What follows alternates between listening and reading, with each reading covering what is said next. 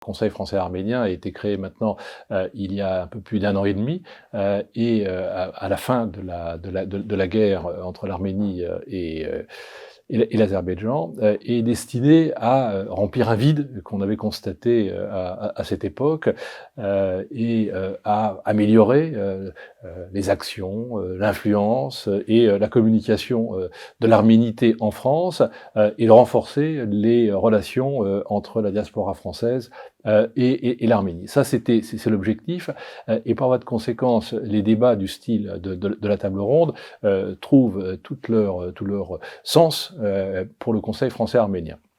Le Conseil français-arménien, je dirais, a été formé essentiellement sur une base, je dirais, individuelle. C'est une association dont les membres sont des membres individuels et non pas des organisations ni des partis politiques. Donc, on est dans le cadre d'une sorte de démocratie directe, une démocratie pas participative, dont les membres se sont, dans un premier temps, répartis dans différentes commissions, je dirais, modernes, dignes d'une démocratie comme la France.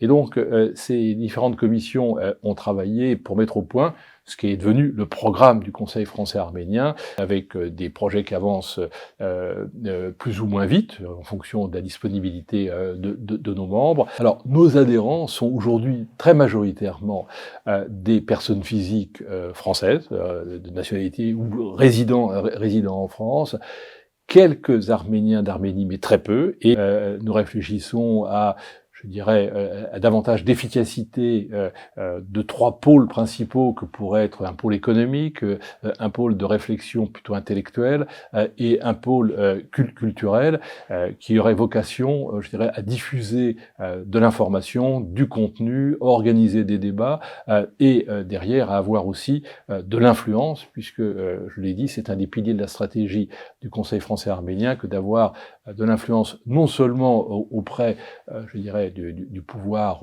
politique, où qu'il soit, pas uniquement national, mais dans tous ses constituants en France, mais aussi du soft power auprès de notre entourage immédiat. Au cas particulier, il s'agit de comprendre comment on peut regrouper des jeunes, les faire travailler ensemble.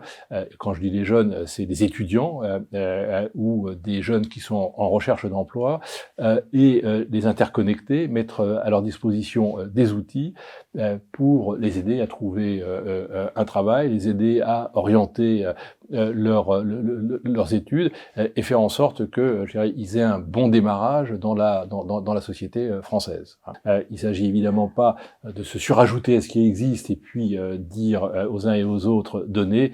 Il faut au contraire que l'on arrive à mutualiser, à mettre en commun et à apporter, je dirais, à la diaspora française, aux Arméniens de France, ce que les différentes associations et ce que le CFA lui-même est en mesure de produire. Donc oui, il faut donner. Et d'ailleurs, c'est une règle bien connue, il faut donner avant de recevoir. Et dans ce que tu disais, il y a et le point de comparaison avec le Fonds social juif unifié, c'est l'aspect financier qu'il faut aussi retenir. C'est que sans argent, sans financement, on ne peut rien faire. Donc on a un gros travail de persuasion de la diaspora pour les amener effectivement à contribuer au financement. Mmh. Et tu as raison de le dire, que il faut qu'avant on leur montre qu'on est à même de leur apporter, de leur donner quelque chose. Et une fois qu'on aura réussi cette première étape, eh bien on lèvera les fonds certainement beaucoup plus aisément. Il y a différents projets qui sont actuellement poursuivis par le Conseil français-arménien dans le cadre du programme qui a été établi l'année dernière.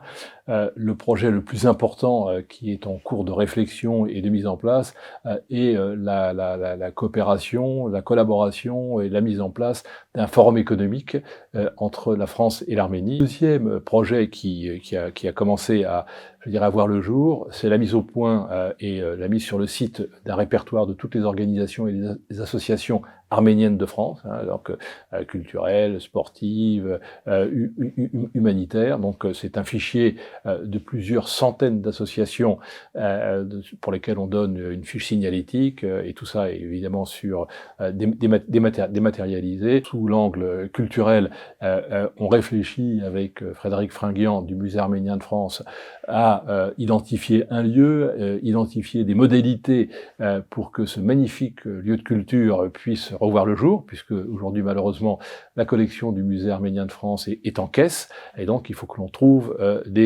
une solution pour que ce patrimoine, je dirais, serve au renom des Arméniens et de l'arménité en France. Qu'on comprenne qu'on a besoin les uns des autres, ensemble qu'on va réussir, ensemble qu'on va être fort.